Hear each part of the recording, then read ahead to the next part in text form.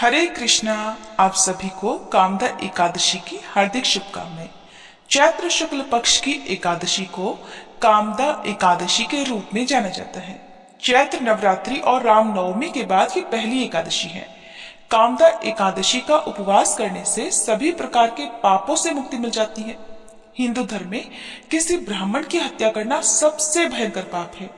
ये माना जाता है कि ब्राह्मण की हत्या का पाप भी कामदा एकादशी उपवास करने से मिट जाता है। साल 2024 में कामदा एकादशी का व्रत 19 अप्रैल शुक्रवार को रखा जाएगा और शनिवार के दिन व्रत का पारणा किया जाएगा। कामदा एकादशी का व्रत रखने के पीछे कई मान्यता हैं। ऐसा माना जाता है कि इस दिन भगवान विष्णु ने वैकुंठ लोक के दरवाजे खोले थे और जिसमें 2 राक्षसों ने प्रवेश किया था। उन राक्षसों ने वरदान मांगा था कि वैकुंठ का द्वार उन सभी के लिए भी खोला जाना चाहिए जो इस दिन साफ मन से प्रार्थना जप तप करेंगे। भगवान विष्णु ने उनकी बात मान ली। ऐसा कहा जाता है कि जो लोग कामदा एकादशी की पूजा करेंगे और उपवास रखेंगे वे स्वयं को जीवन और चक्र के बंधन से मुक्त पाएंगे। उनके सारे बुरे कर्म नष्ट हो जाएंगे और वे वैकुंठ लोक को प्राप्त करेंगे। प्रिय श्रोताओं, आज कामदा एकादशी के शुभ अवसर पर आप सुनेंगे एकादशी व्रत की संपूर्ण कथा। उससे पहले जानिए एकादशी व्रत के महत्व के बारे में। एकादशी के दिन भगवान विष्णु की पूजा का विधान है। इस दिन सुबह ब्रह्म मुहूर्त में उठकर किसी पवित्र नदी या किसी तीर्थ स्थान में स्नान करना शुभ माना जाता है। अगर ऐसा करना संभव ना हो तो घर पर ही नहाने के पानी में गंगा जल मिलाकर स्नान करना शुभ रहता है। स्नान करने के बाद भगवान विष्णु का फल फूल दूध पंचामृत और तिल से पूजन करना चाहिए। इसके बाद नारायण भगवान की कथा पढ़े सुने। व्रत की कथा पढ़नी और सुननी चाहिए। एकादशी का व्रत रखने वाले भक्तों को इस दिन अन्न का सेवन नहीं करना चाहिए और अगले दिन ब्राह्मण को या किसी निर्धन व्यक्ति को भोजन कराने के बाद ही व्रत का पारण करना चाहिए। शास्त्रों में वर्णन है कि जो मनुष्य कामदा एकादशी का व्रत रखते हैं उन्हें सदाचार का पालन करना चाहिए। जो यह व्रत नहीं भी करते हैं उन्हें भी इस दिन भगवान विष्णु की कृपा प्राप्त करने के लिए लहसुन प्याज बैगन मांस मदिरा पान सुपारी और तंबाकू से परहेज रखना चाहिए। व्रत रखने वाले भक्त को दशमी तिथि के दिन से ही मन में भगवान विष्णु का ध्यान शुरू कर देना चाहिए और काम भाव भोग विलास से खुद को दूर कर लेना चाहिए। मूली मसूर की दाल के सेवन से परहेज करना चाहिए। कामदा एकादशी जिसे फलदा एकादशी भी कहते हैं श्री विष्णु का सबसे उत्तम व्रत माना गया है। इस व्रत के पुण्य प्रताप से जीवात्मा को सभी प्रकार के पापों से मुक्ति मिल जाती है। ये एकादशी सभी कष्टों का निवारण करने वाली और समस्त मनोवांछित कामनाओं को पूर्ण करने वाली होने के कारण फलदा और कामना पूर्ण करने वाली एकादशी अर्थात कामदा कही जाती है। एकादशी व्रत के विषय में भगवान श्री कृष्ण धर्मराज युधिष्ठिर को व्रत का विधान बताते हुए जो कथा सुना रहे हैं, अब आप सब भी उस कथा को बहुत ही तन्मय श्रद्धा और शांत मन से पूरा अवश्य सुनिए, क्योंकि इस कथा को सुनने मात्र से ही अगले पिछले सभी जन्मों के पापों का भी नाश होकर ऐसा भक्त अंत में भगवान विष्णु के धाम को जाता है। पद्म पुराण में वर्णित कामदा एकादशी की कथा के अनुसार एक समय धर्मराज युधिष्ठिर ने भगवान श्री कृष्ण से पूछा, हे वासुदेव, आपको नमस्कार है। अब आप मुझे ये बताइए कि चैत्र शुक्ल पक्ष में किस नाम की एकादशी आती है। तब भगवान श्री कृष्ण बोले, राजन, एकाग्रचित्त होकर यह पुरातन कथा सुनो जिसे एक समय वशिष्ठ जी ने राजा दिलीप के पूछने पर बताई थी। राजा दिलीप ने वशिष्ठ जी से पूछा था कि भगवान, मैं एक बात सुनना चाहता हूँ, चैत्र मास के शुक्ल पक्ष में किस नाम की एकादशी होती है। तब वशिष्ठ जी बोले, राजन, चैत्र शुक्ल पक्ष में कामदा नाम की एकादशी होती है। वह परम पुण्यमयी है।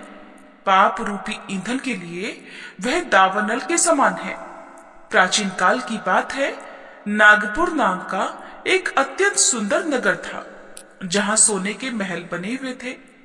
उस नगर में पुंडरीक आदि महाभयंकर नाग निवास करते थे।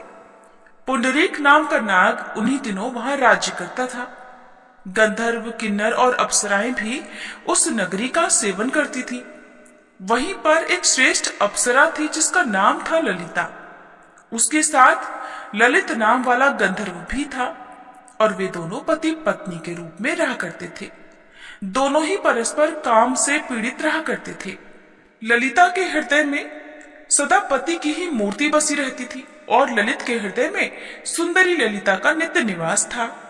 एक दिन की बात है, नागराज पुंडरीक राजसभा में बैठकर मनोरंजन कर रहा था। उस समय ललिता का गान हो रहा था, किंतु उसके साथ उसकी प्यारी ललिता नहीं थी। गाते गाते अचानक उसे अपनी पत्नी ललिता का स्मरण हो आया, इसलिए उसके पैरों की गति रुक गई और जीभ लड़खड़ाने लगी।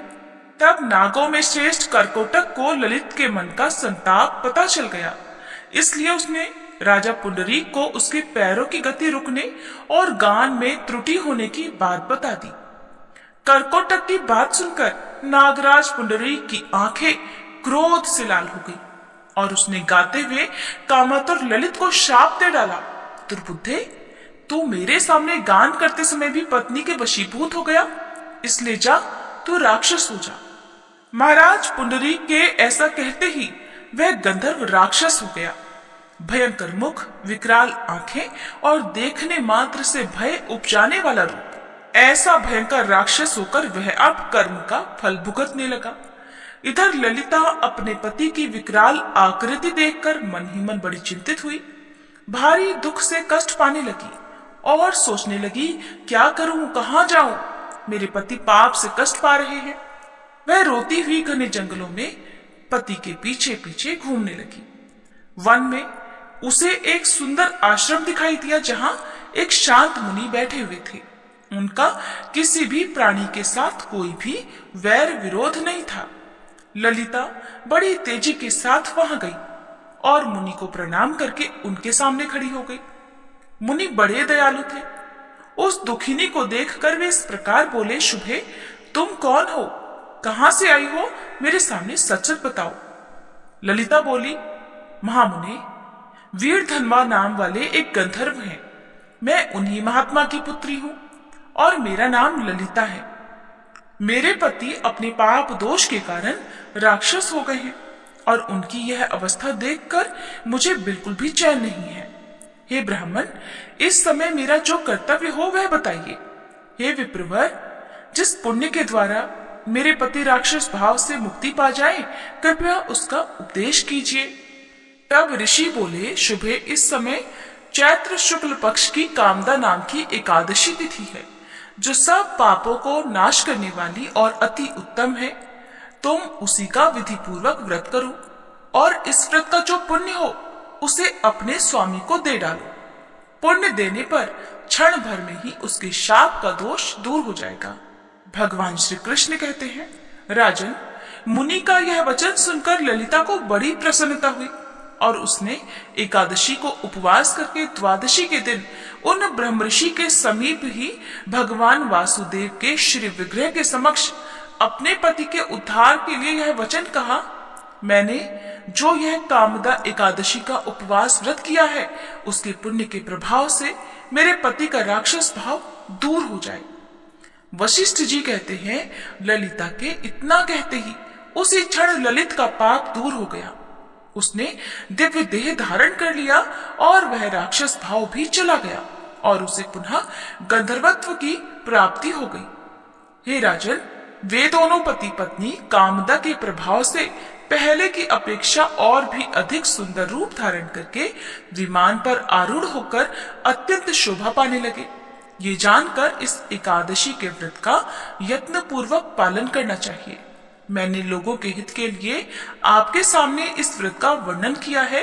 कामदा एकादशी ब्रह्म हत्या आदि पापों तथा पिशाचत्व आदि दोषों का भी नाश करने वाली है। राजन, इसके पढ़ने और सुनने से वाजपेयी यज्ञ का फल मिलता है।